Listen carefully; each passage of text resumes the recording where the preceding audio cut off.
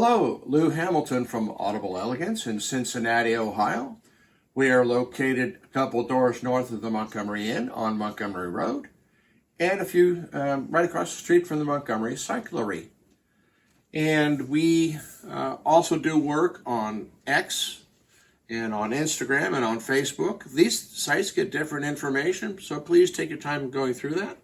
I also write a monthly blog. I have a very important one for January so people can understand the story of what my wife and I have been doing for the last 3 years in the transplant journey. Tonight I'd like to pick up on a subject that is growing in fascination. It's called AI, or artificial intelligence. And while there's various forms of it happening in the use of re-imaging people, like I heard today that apparently they've done an AI of George Carlin, who's been dead for some years. But where I see it most often, and probably the most annoying, is when you go to various web sites, and while you're just interested in looking around, the next thing you know, you have these little chatbots pop up, and that's artificial intelligence. They may have an image of a person, but trust me, AI does not have two eyes, a mouth, and a nose.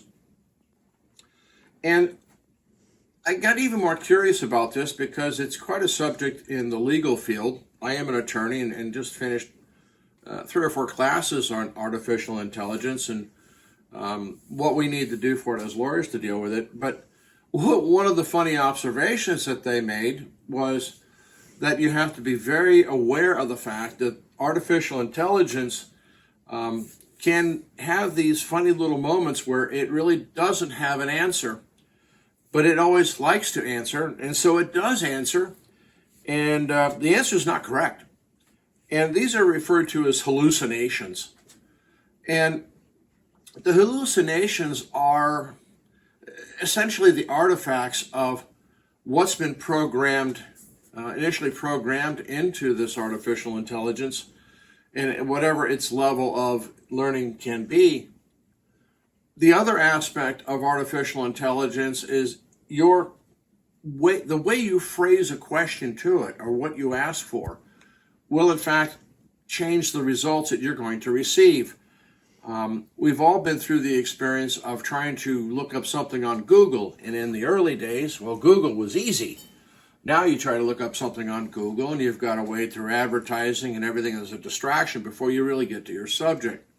So artificial intelligence is perfectly capable of the same sort of nonsense. And so you got to be very careful about these sort of chatbots giving you correct information.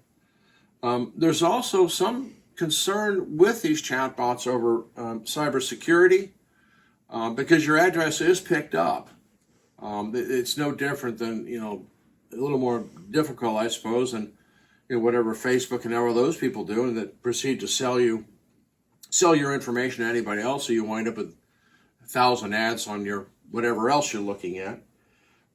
Certainly, never give any personal information to these chatbots. That's just asking for it. And so cybersecurity is a really important thing, and AI is certainly going to be trying to take full advantage of whatever they can get out of you for their gain. So there we are. There's funny little things that pop up. I close them as quick as I can, and sometimes they don't go away, so I have to just close the whole site, and that's just the way it is.